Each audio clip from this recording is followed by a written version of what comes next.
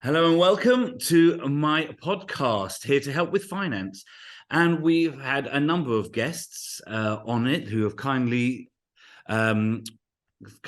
agreed to join me for 15 minutes of pain. And hopefully some of you will glean some information, but it's all about finance. Now, what we have found as a company with professional landlords, in the commercial sector, we have found the personal touch, the relationships we have with lenders are absolutely paramount. It will make or break any deal.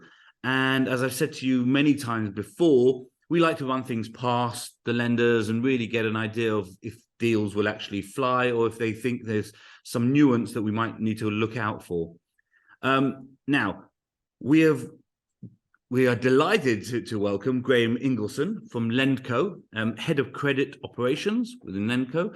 And Graham, I think I'm on speed dial, with much to his annoyance, to call up and run past many, many cases with him. And we've become a fantastic strategic partner within Lendco, and primarily because of their ability to listen. I think, when we run past a case, it's certainly not always a yes, but it's very proactive in trying to get to that stage.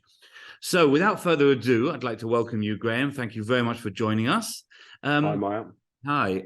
Give me a bit of your background so people get to know you.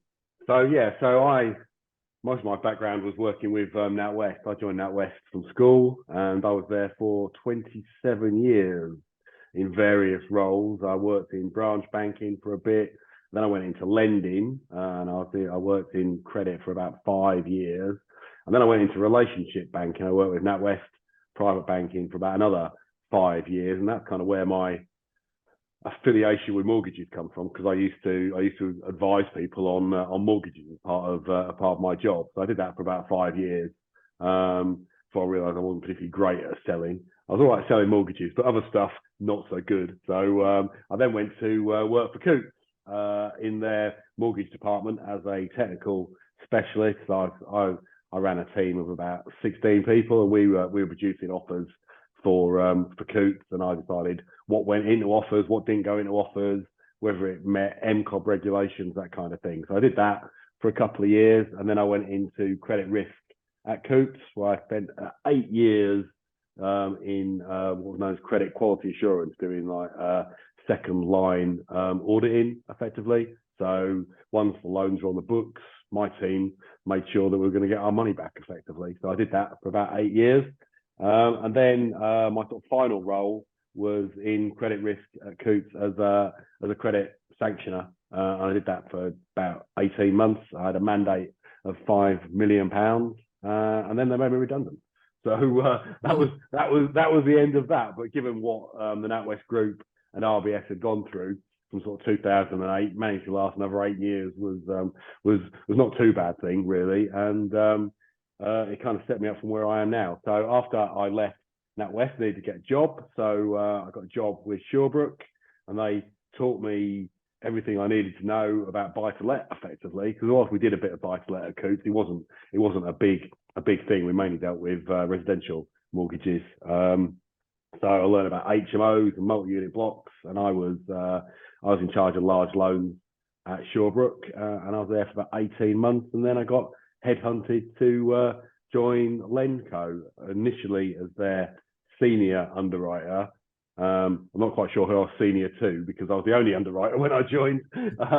And one thing has led to another. That was 5 years ago. I was employee number 5, and we're up to about 35 people now. So Lendco started 5 years ago. So tell me, what was their USP for starting? What was the difference? What's setting them aside from everybody? Well, what sort of prompted them to set up was they were formed by a company called Cabot Square Capital, who are a private equity firm, and they bought into SPF Private Clients, who are a large London-based mortgage broker. And the idea was to exploit the level of business that SPF was doing, and rather than that business going to other lenders, keep it in-house. And I think at the time, they were doing something like about 2 billion of originations a year, and of that, about 600 million was buy to let. So I thought, well, we can get some of, as well as getting prop fees, we can get some of the interest as well.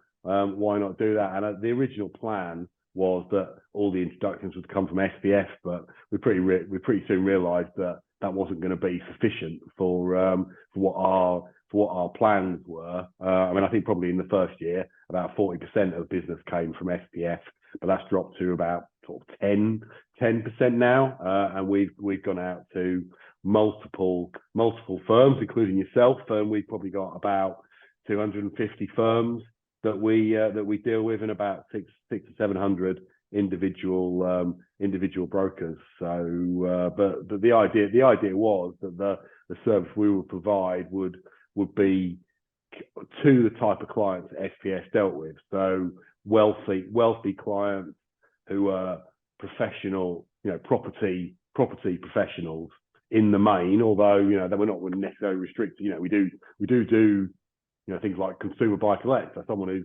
who's decided to move abroad, or their job moves them abroad, but they want to keep their house, we'll do that. But we'll do everything really. But the USP has always been from the start, has been certainty of execution. We'll do what we say we're going to do, and we do every case is manually underwritten, and we've got what we describe as our can-do attitude. We've got signs all over the office now saying "can do," and I have to say, when it's a big cliche, we can do, and we will. But the truth is, it's inherent in every part of every member of staff that we've ever dealt with within Lendco has that approach. And I have no idea of how your induction is with all the team, but it is where you get a lot of first line, whatever position in the banks they look to spot the reasons why they can't.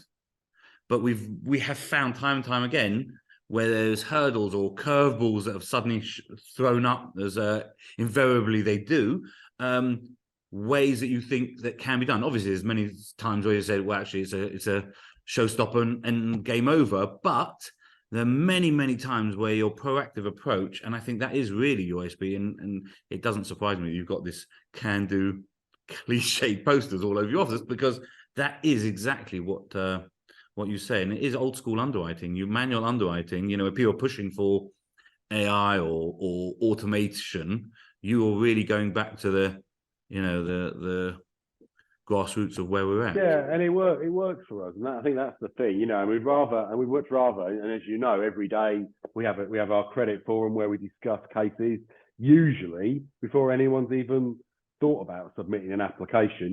So we'll have a look on Street View, we'll find out a bit about the borrower, and we'd far rather give you a very, very quick no than a very, very drawn out, painful 3 months later no, because there's nothing worse than that. So if we see something, and obviously there's always going to be situations where you do have to say no, because the valuation comes back and they say it's unmortgageable, or it's about to fall into a hole in the ground or something like that, and you just can't lend on it. But where there's niggles or minor details, or sometimes even quite big details, we'll always try and find a way around it. And I think that's the thing with the team that we've got. All the underwriters, the case managers, and the completion teams are all very, very experienced, and we've all, the Lendco way, if you will, is to look to do something rather than say no. It's very easy to say no, and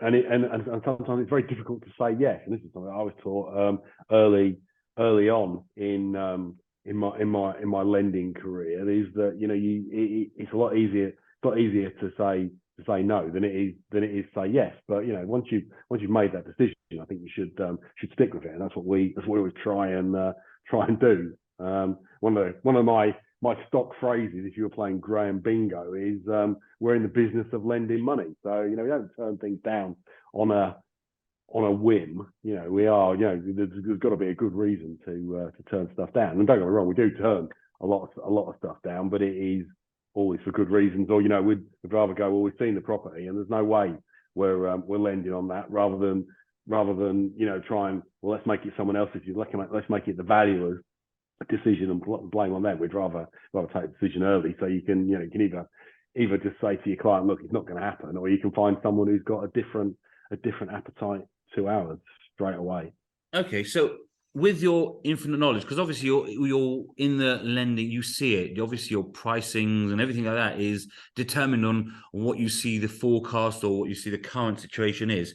So, what's your opinion? Tell our viewers, what's the market for 2023 going to look like, or is looking like? I think it's going to be tough. First half of the year is going to be tough, and certainly our forecasts are that it's going to be a difficult first half of the year. I mean, and then hopefully improving from sort of June onwards towards the end of the year. You know, we're obviously hoping that interest rates come down. I mean, that's been the big thing that's affected the entire industry is swaps rates rather than Bank of England. Bank of England base rate doesn't really affect the buy-to-let market. It's more what swaps rates are doing. So, you know, it's what analysts are predicting is going to be in 5 years' time, not what things are like actually today. And that's been the issue with us, and that's why towards the latter part of last year there were no fixed rates. We were only doing trackers, and whereas now we've got fixed rates again because it's worth doing. Let's be honest, no one wants to fix in at 7.5% for 5 years, but they will fix in at 5 and a bit %, you know, because that was one of my questions actually. What are you seeing across, just for people who are debating fixed versus trackers? You know, you've got ranges for both, but I just want to see the level of business is coming through. What kind of MI can you get? Yeah, so obviously we did get a lot of tracker business last year, but a lot of that was on our no ERCs product. So people will go, okay, well, I need to either finance away from where I was, but what I really want to do is have the option to leverage up again at some point in the future, and rates are a bit more attractive. But now, since we've got fixed rates coming back, majority of people are going back onto fixed rates. And what is key for the majority of our borrowers, and I suspect the most buy-to-let landlords, is leverage, and you generally get more leverage with a fixed rate product, because if it's a 5-year product, it's stress tested at pay rate rather than an enhanced stress level that variable rates and shorter fixes get. So, you know, people really are hanging on in there for lower fixed rates. The amount of times people ask me, when are your rates going down again? You know, if I had £1 for every time someone asked me that, I'd be a wealthy man. So you know, and that's what people are after. It's leverage.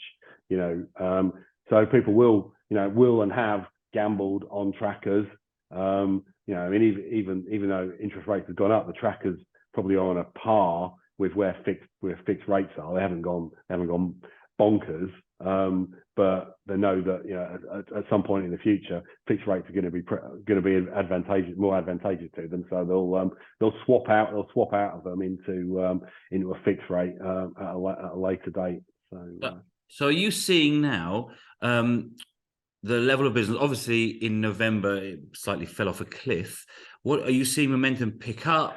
Stagnate? Yeah, I mean, we haven't gone back to the levels we were at, you know, sort of June 2022, but they've certainly picked up. I mean, I think probably our biggest ever month for originations, I think we had something like, I'm gonna pluck a figure out, I think it's something like 100 million plus, something like that in a month in applications.